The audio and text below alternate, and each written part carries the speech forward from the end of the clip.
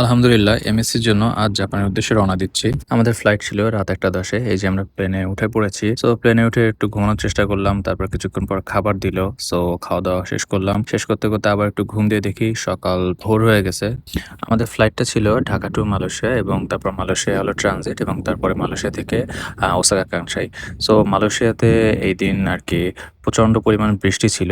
কারণ নিচে দেখতে পাচ্ছেন যে কি পরিমাণ মেঘে ছেয়ে আছে। বাট এরকম একটা সূর্যোদয়তে মানে অসাধারণ লাগছিল আরকি। মানে mesmerizing আ বলে বোঝাতে পারব না। এত সুন্দর বাইরের ভিউটা ছিল। জানালার উইন্ডো সিট থেকে পুরা ভিউটা এনজয় করলাম। এনজয় করতে, করতে আমরা মালয়েশিয়ার মাটিতে নেমে পড়লাম। নেমে দেখি একটু সকালবেলা পুরো ওয়েদারটা মেঘলা।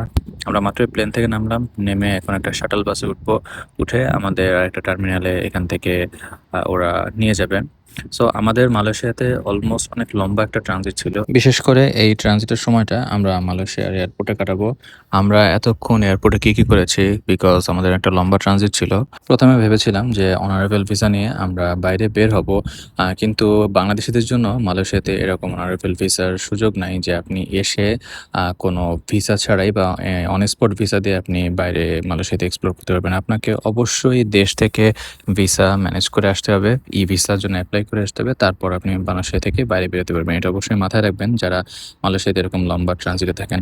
সো সকালে এসে রাতে তেমন ঘুম হয় নাই প্লেনে। আমরা মালয়েশিয়ার এয়ারপোর্টটা একটু ঘুরে দেখলাম। বাইরের ওয়েদারটা আসলে অনেক মেঘলা।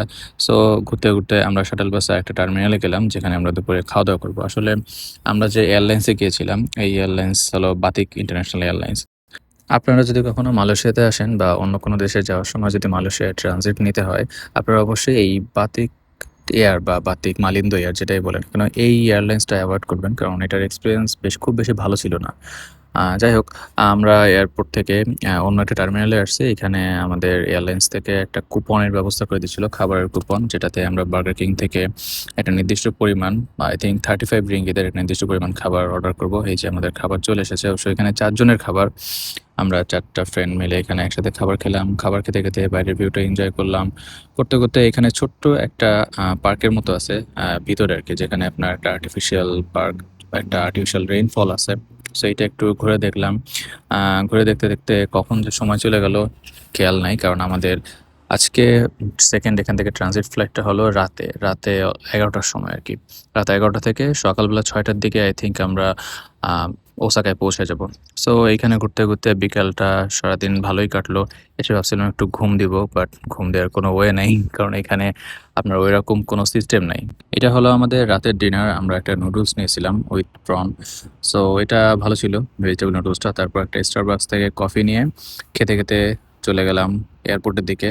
সো রাতে কিভাবে টাইম গেছে জানি না। এই যে আমরা মাত্রই সকালে ভোরে ওসাকাতে ল্যান্ড করলাম। এটা হলো Osaka কানসাই international airport. So welcome to Japan. So আমরা চলে আসলাম জাপানে।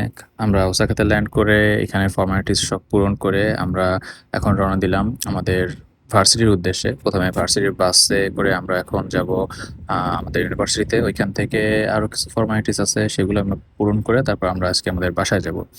সো যেতে, যেতে আমরা জাপানের সুন্দর ক্লিন সিটিটা উপভোগ করলাম এবং যেহেতু এটা এপ্রিল মাস ছিল, আমরা এপ্রিলে রওনা দিছি। সো এই টাইমটা আপনার চেরি ব্লসম মানে একদম পারফেক্ট চেরি ব্লসম ছিল আরকি। সো পুরা রাস্তায় যতদূর ঘুরছি না কেন সব জায়গায় শুধু আপনার চেরি আর চেরি মানে আই মিন সাকুরা ফুল আরকি। সাকুরা ফুল দিয়ে ভরা ছিল এবং জাপানের এই পাহাড়ি রাস্তাটা ওসাকা থেকে আমাদের সিটিটা হলো কিয়োটোতে।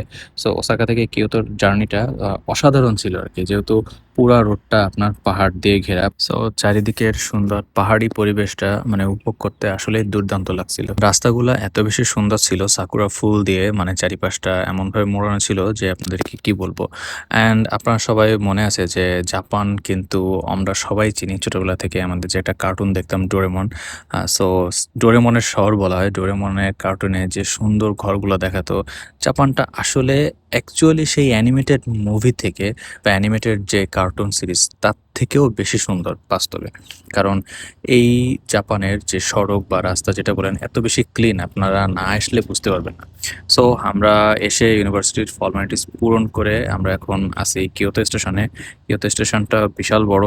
আসলে এখানে নেমে এমনি প্রথমে আমাদের নিতে হবে আইসি কার্ড, কারণ আইসি কার্ড ছাড়া আপনারা চলতে পারবেন না। যতই ট্রান্সপোর্টেশন যেখানে যাবেন না কেন, ম্যাক্সিমাম সব জায়গায় আপনার আইসি কার্ডেই আপনার চাইতে হবে। বাসায় এসে রেস্ট নিয়ে আমরা পরের দিন রওনা দিলাম ওয়ার্ড অফিসের উদ্দেশ্যে।